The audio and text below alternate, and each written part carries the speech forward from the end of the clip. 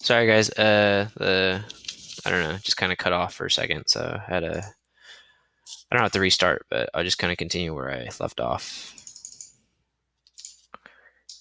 Oh, sorry, such a pain in the butt. I don't know why. Okay, all right. So to answer the first question,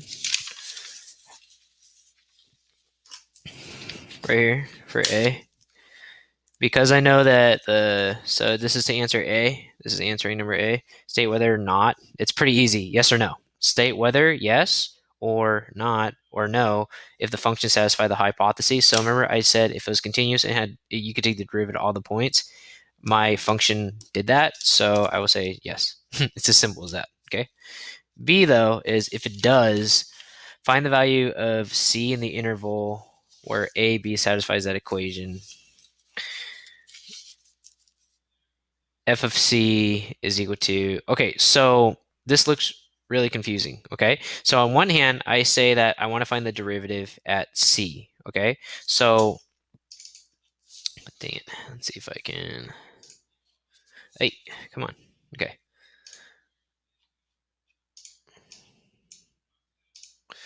So basically, I'm saying at what point from 0 to the actual x-coordinate of 1 between these 2 points, where exactly will it have? So first off, let's find the slope between 0 to x equals 1. And then we must find a point at which the singular derivative is equal to the slope between this guy and this guy. So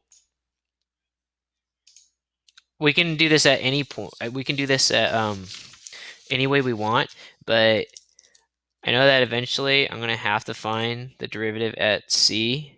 But let's just focus on this part. Just find the slope between, remember my interval is from 0 to 1. So let's find the slope here. So this part is the slope right here. So let's find that out. So let's find f of b minus f of a over b minus a. And I'll say B. I'll say this is my B and that's my A. All right. So this is and these are not. This is not a coordinate. These are x coordinates. This is from another x coordinate to another x coordinate, from the x coordinate of 0 to the x coordinate of 1. And then if you remember, or if you look up here, f of x is equal to x squared plus 2x minus 1. So what I'm going to do is I'm going to plug in for f of b. That's going to be f of 1 minus f of 0 all over 1 minus 0. And then f of 1 means I'm going to plug in 1 into this equation. So this is what it's going to look like.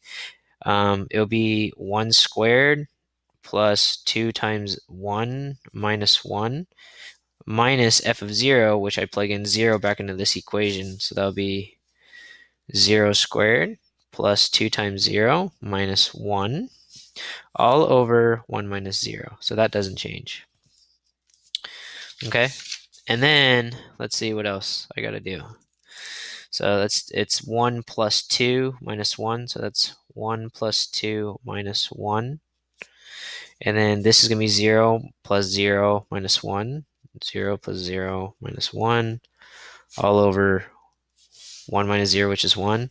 Let's just do this in our head. 1 plus 2, or you could say 1 and minus 1 cancel out, or 1 plus 2 is 3, minus 1 is 2. So that's just going to be 2 minus negative 1 over 1. I know that it's 2, a minus and a negative sign kind of cancel out, make a plus sign. So that's 2 plus 1 over 1.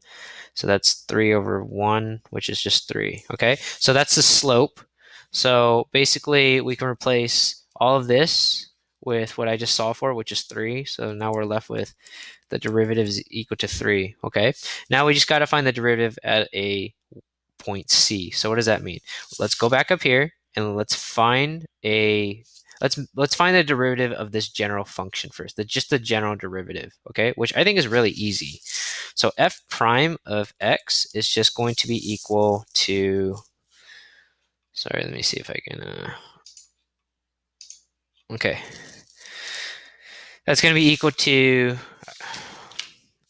if I do like the power rule, you just bring down the 2 over here and then you subtract 1 from here. So that's going to be 2x. The derivative of this is just going to be 2 plus 2, and derivative of minus 1 is a constant, which is 0, so that's just it. Okay, sorry about this. I'm just a little tired right now. Alrighty. Okay. And then specifically, I need to find f of c, right? So that means that's some constant number. So that's we plug in where x is. So whatever's in this parentheses is your input value. In this case, it was a general variable x. It could be any number, but then we're choosing to say it's some constant number c. So we're going to put this where in the position of where the input value is, which is x. It's 2c plus 2. Okay. And now the whole point is to set this up equal to 3. So we're going to set 2c plus 2 is equal to 3. And we're going to find the x coordinate, okay, which is a constant c, where its slope, it's going to be equal to the average slope, which we found between 0 and 1, which we found to be 3. Okay, so let's find out what the c value is going to be equal to. You just subtract 2 here, and then you have 2c is equal to 1, and then you divide this here and here, and then c is going to be equal to 1/2. That's it. That's the x coordinate. Okay, again, what we just found was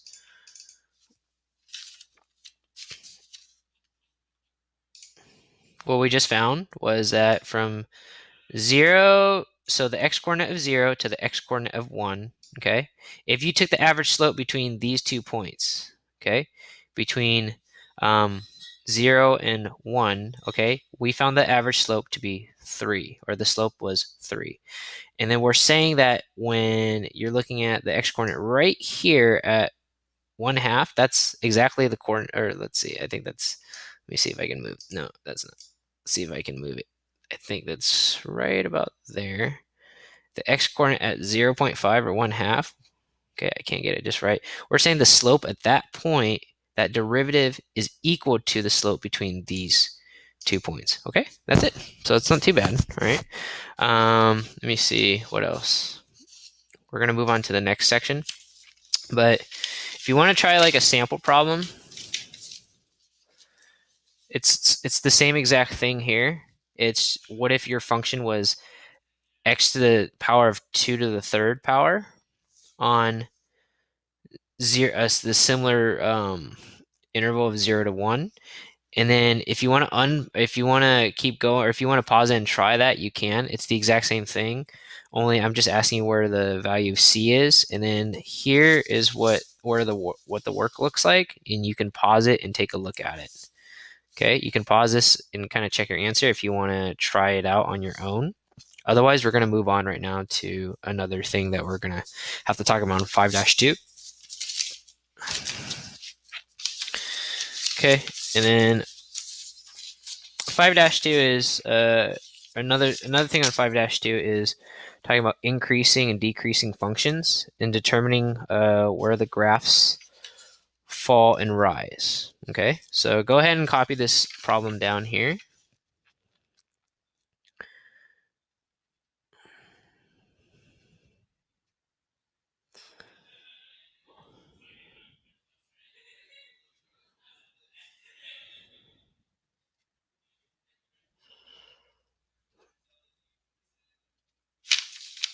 Okay, sorry for that weird kind of delay there. I'm just kind of looking over some notes before I actually solve it myself. Okay. Okie dokie. Okay. So how are we going to solve this? It's actually nothing that you've not seen before. It's stuff that we've kind of previously done before. So let me toss out these notes here. Fresh start here. Okay. My apologies for that weird delay. That's just kind of how I do things. All right. So find the local extrema. Okay, so what does that mean? So if you think about it, you don't have to draw this part, but local extrema, hopefully that you've learned from the previous videos from 5-1.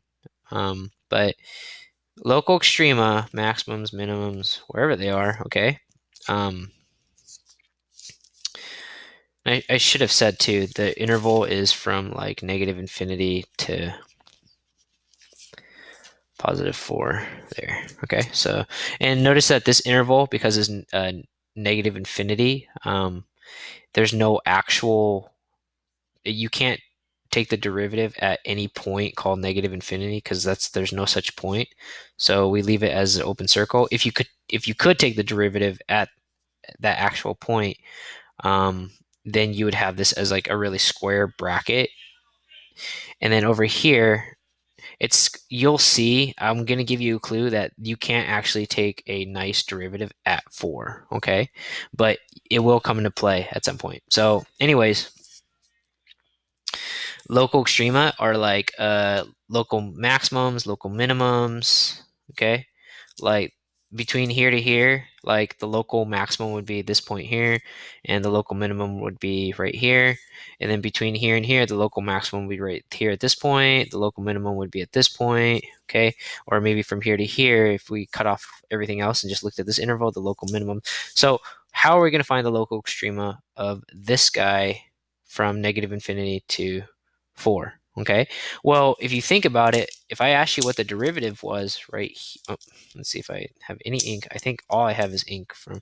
So if I dotted this line, I took the derivative at these points. If I took the derivative here, right, it's like, that looks like that's about the derivative at this point. This is the derivative at this point. But right here, if you get here, and here, it's the same case. I took the derivative here, I took the derivative here, and all of a sudden right here is a flat spot. Same here is a flat spot, and same here. I'm not drawing very good straight lines, but if you think about it, at any of those local extrema, maximum, minimum, maximum, minimum, maximum, minimum, maximum, the derivatives are always equal to 0, okay? So to find local extrema, first off, let's find the derivative of this guy here. So the first step to solving for A, you know what, I'm going to kind of bend this back so it doesn't get in the way, it doesn't interfere with me trying to solve for the local extrema. You want to find the derivative, the general derivative equation for f of x. And it's pretty tricky, but let me rewrite this. Sorry, you'll see why I'm rewriting this. I noticed that this is really tricky to find the derivative of. It's not that straightforward, but I'll say this. I noticed that it's sort of like you're looking at x times the square root of 4 minus x. And if you see that two things are being multiplied with variables that you can take the derivative of, you can use the product rule. It's u times v. So f prime of x of that would be, if you remember, I think it's a v times u prime plus u times v prime.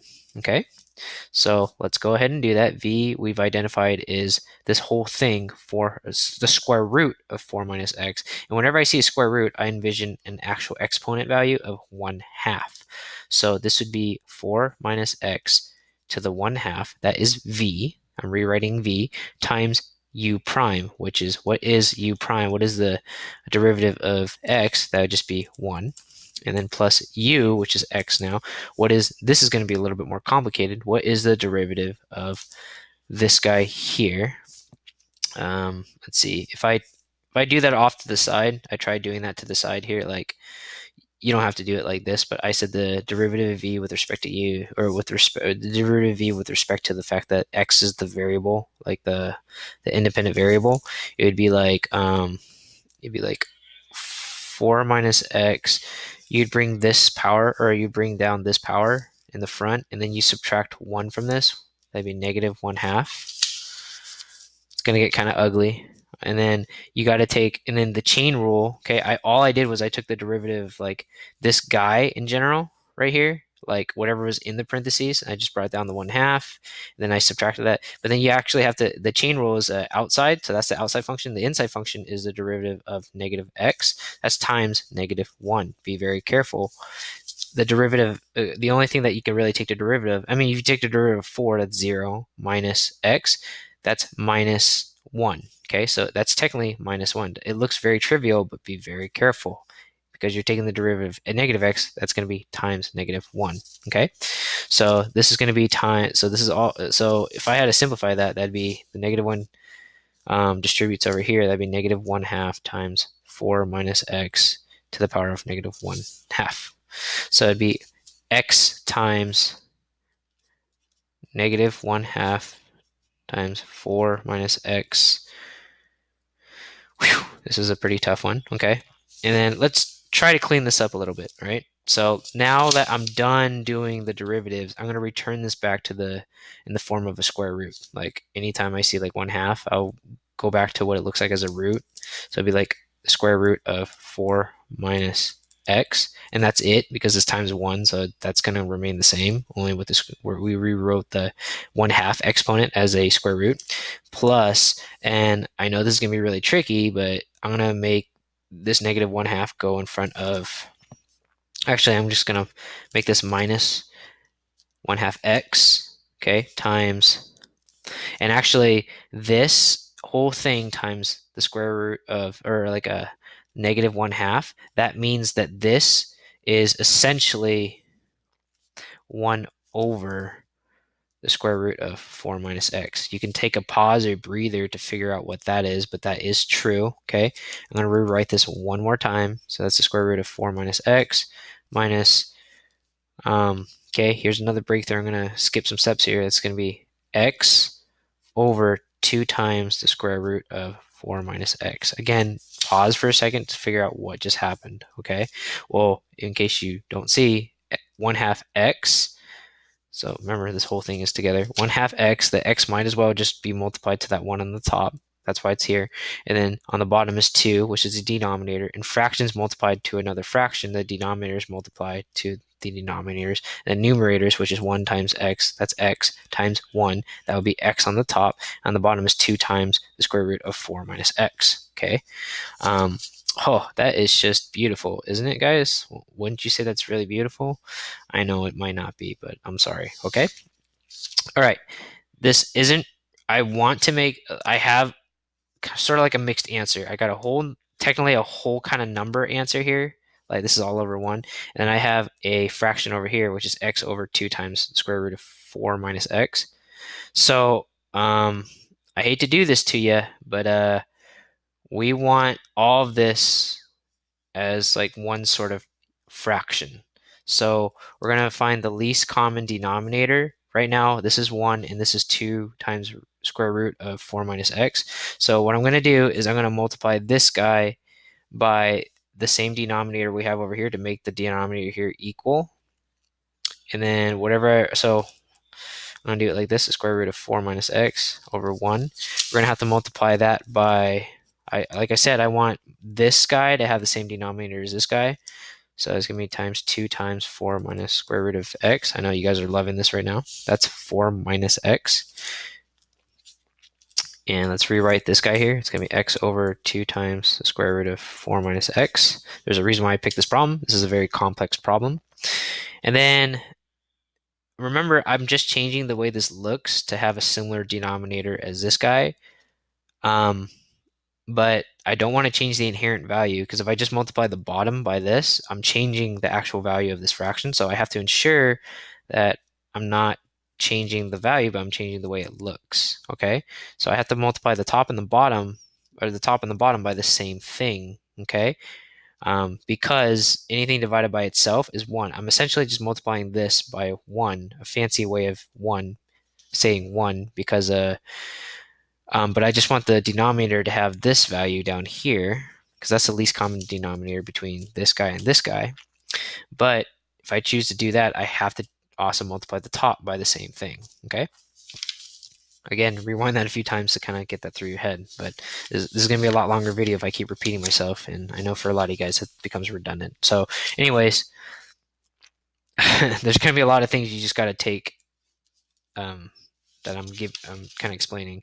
So the bottom now is 1 times 2 times 1 times 2 times the square root of 4 minus x. So that's great. Now both of these guys shall have a similar denominator. All right. And at the top, this is if you had the square root of 2 times the square root of 2, isn't that just 2? If you took the square root of 4 times the square root of 4, isn't just that 4? Well, it's the same thing. If you take the square root of 4 minus x times the square root of 4 minus x, that's essentially just going to be 4 minus x. And then that 2 you're going to keep there as well, right? I know that kind of hurt seeing that, but I mean, think of it this way. You can kind of prove it to yourself, like the square root of 4 minus 1 times the square root of 4 minus 1. Well, let's see, the square root of 4 minus 1 is 3. So that'd be times the square root of 3. That'd be the square, that'd just be 3, right? But let's try this. The square root of 4 minus 1 times the square would also be just 4 minus 1, right? Which is still equal to 3. So that's why I was able to do this. For square root of 4 minus x times the square root of 4 minus x should give me 4 minus x. In case you're not really justifying that to yourself, use this as sort of like a weird proof, okay? You don't need to write any of this stuff. This is just extra notes to kind of make sense of what we're doing here, okay? And then also because they have the same square, or they have the same denominators now, I can combine these into one fraction. So it's 2 times 4 minus x all over 2 times the square root of 4 minus x. And then let's do the distributive property. So this would be 8 minus 2x minus x all over 2 times the square root of 4 minus x. This is just a beautiful problem, guys. This is awesome math, right? 8 minus 3x, I guess not for most of you guys, but this is really tough, I know. Okay, so all that work was just to find this, the derivative, the general derivative formula. So we might have lost track of what we were trying to solve in the first place, but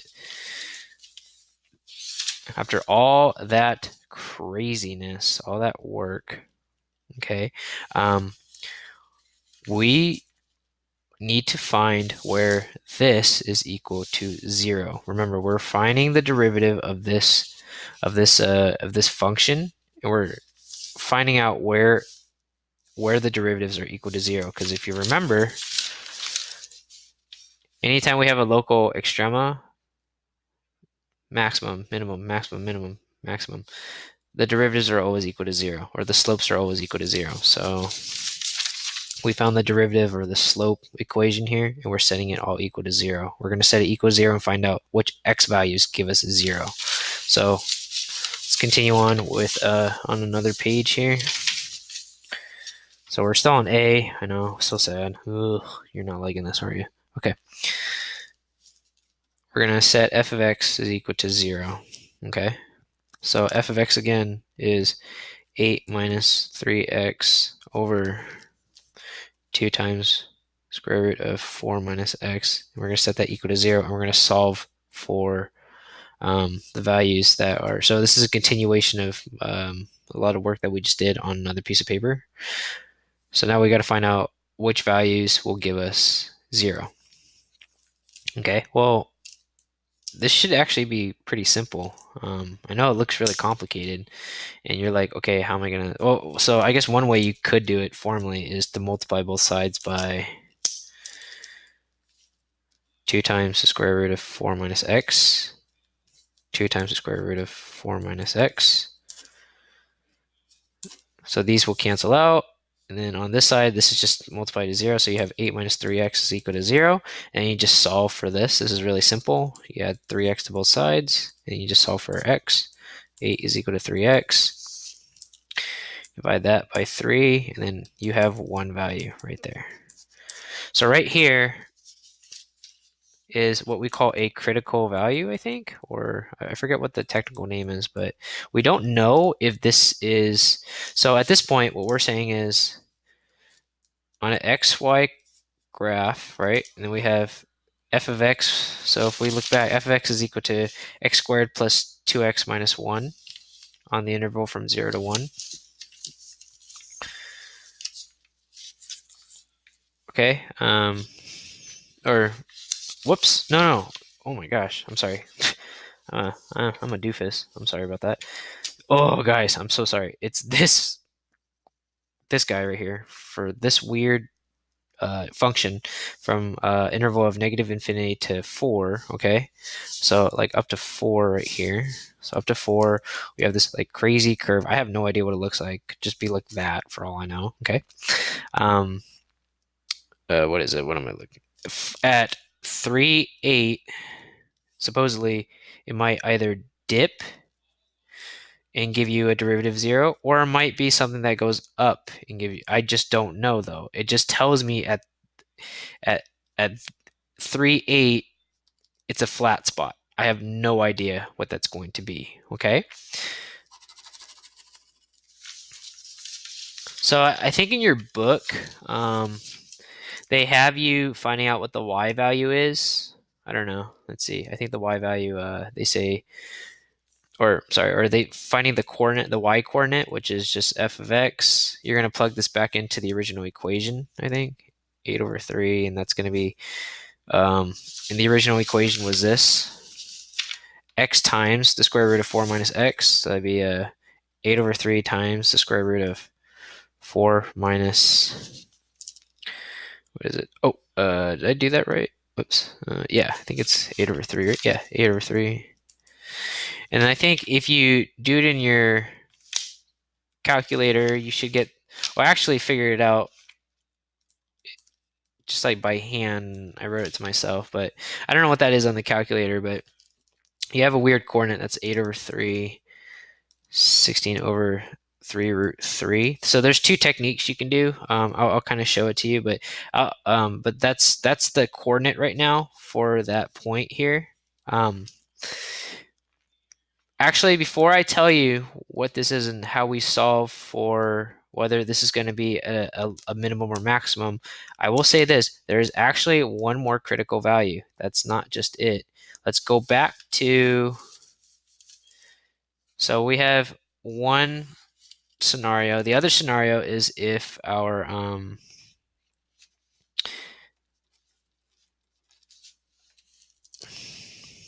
we have this equal to 0, and we have 8 minus 3x over 2 times the square root of 4 minus x is equal to 0. This is going to be a little bit kind of counterintuitive to what you're learning, but you have to trust me. This is what like this is something that you need to consider in calculus in general. We found when we set this equal to 0, right? We found that x would equal 8 over 3. However, we do have to take in consideration this part right here. What value of x could you plug in here to make this bottom part equal to 0? And I know some of you guys are kind of like raising an eyebrow to this notion, but like this is what I'm asking. Let's take the denominator, set that equal to 0. I mean, you can just do this in your head without solving for it, but if you want to solve for it, you can. Just divide both sides by 0. It'd be the square root of 4 minus x is equal to 0, and then you square both sides. That'd be 4 minus x is equal to 0, and then you just add x to both sides, and then you have 4 is equal to x. That's also the critical value, but we just solved for making this equal to 0. And I know a lot of you guys are like, conceptually, that doesn't make sense, Mr. Wee, because I'm not solving for 0. Because, or like, if I solve for the x value that makes this bottom go to 0, I'm actually solving for when this thing is equal to infinity, not equal to 0. Okay? And that doesn't really make sense because I'm asking for what values of x make this equal to 0. Okay? There is something here. Let's see. I had something here that I need to show you. I need to talk to you about. Where is it?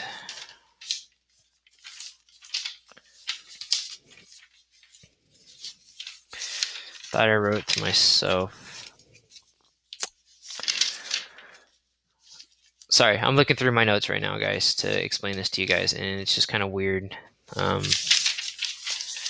that I'm not really talking to you guys. I'm super sorry about this.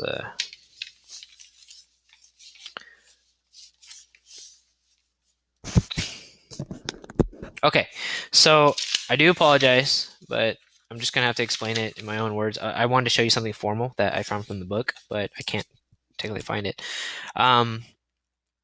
This is okay. The way I just solved for this is okay to find a critical value. Okay, as long as it's within your interval. Like my interval again of this problem was from negative infinity to 4.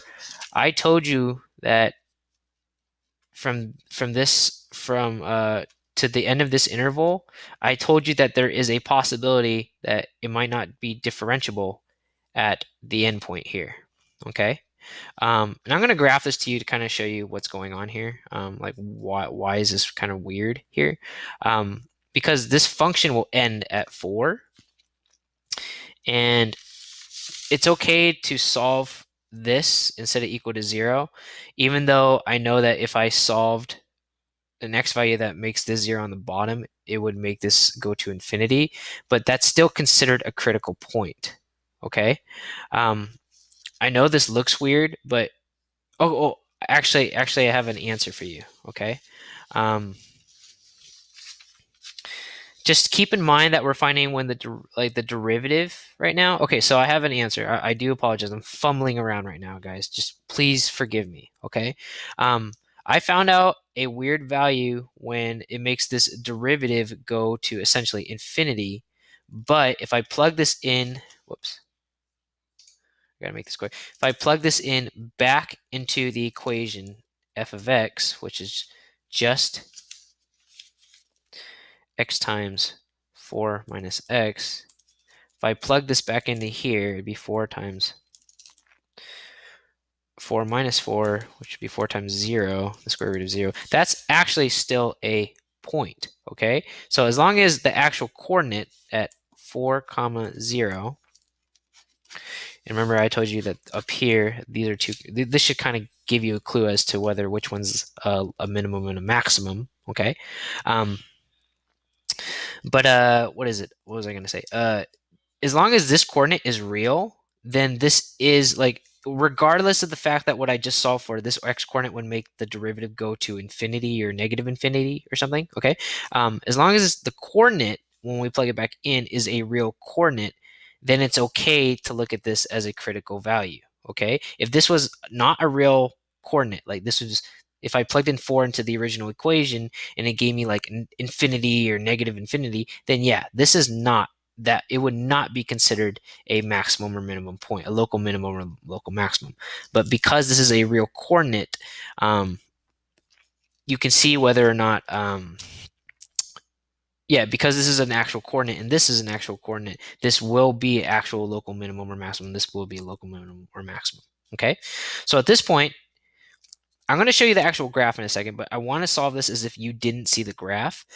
I could tell that this is a higher point and this is a lower point. And I told you at these two x coordinates, x coordinate is equal to 8 over 3 and x equals 4, it's a critical value. It could either be a local minimum or a local maximum because at these points, it makes the derivative go to about 0 or infinity even, okay?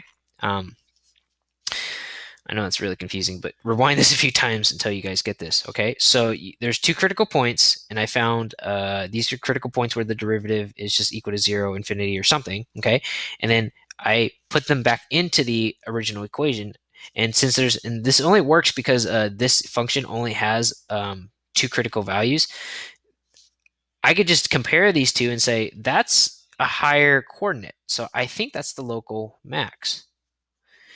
And then down here is a lower coordinate because I know at 4 comma 0 that sits lower. So like what I'm saying is if it's like a,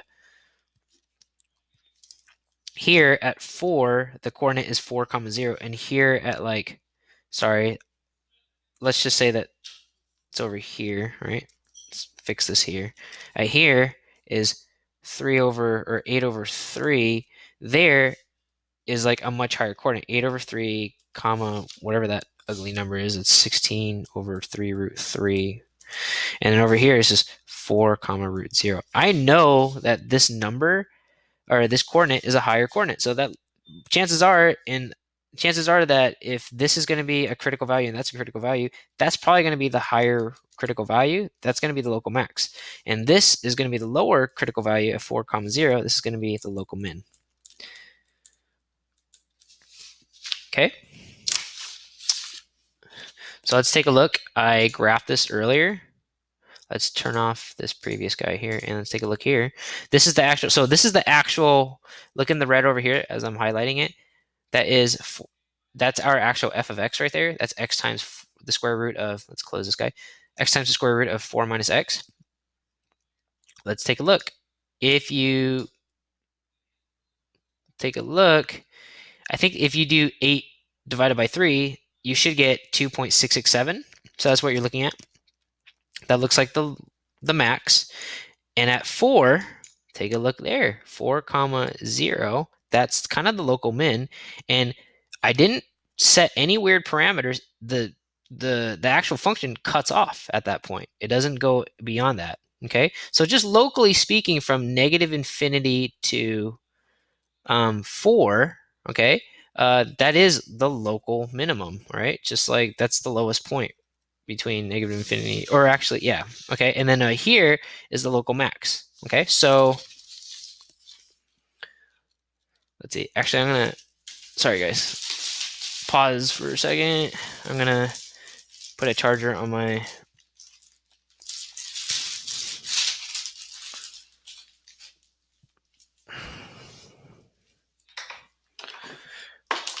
I still got more to talk about. Oh gosh. Okay, gotta make sure that we have enough charge to. All right, I think we're good. Yes, please tell me it's charging.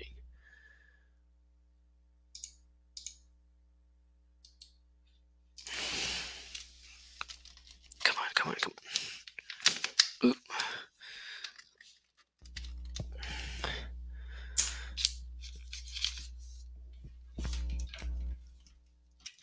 Oh, jeez. Can't believe you guys are listening to this right now. Yes, okay. We're good. Okay, so let's continue on. I do apologize for kind of being unprofessional here, guys. Okay. All right. So for, let's see if I have another piece of paper now.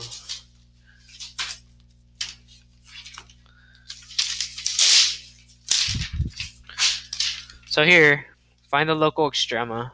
I did. I found the local extrema to be this point and this point here. So that's what I'm going to put down for A. So after all that hard work, what you solved for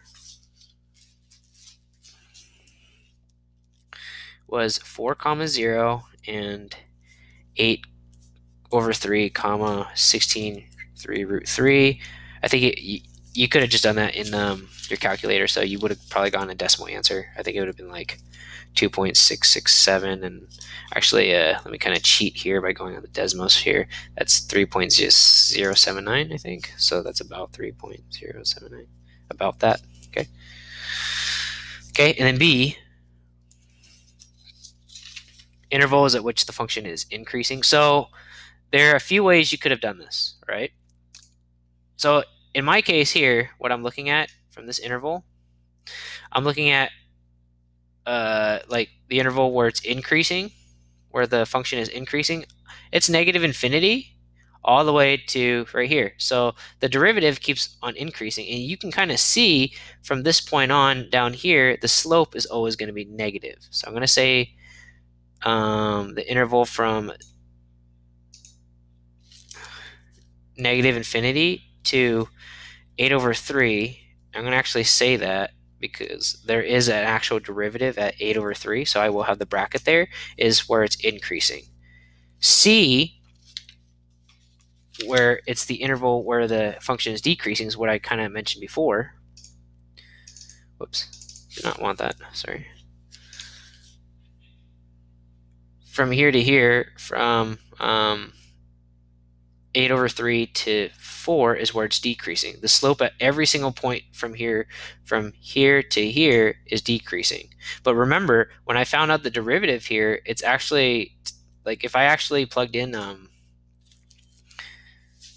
go back over here, the weird case in the scenario over here, that's why it's important.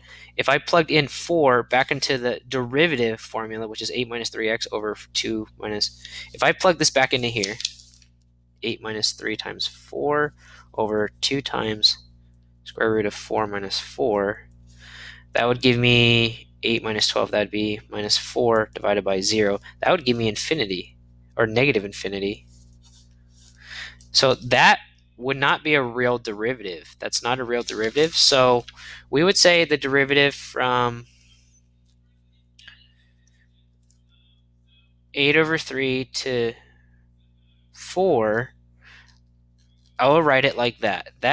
Because I know it from 8 over 3 is a definite derivative, okay? If I plugged in 8 over 3, I would actually get, if I plugged in 8 over 3 back into this equation, it would actually give me a nice derivative of 0.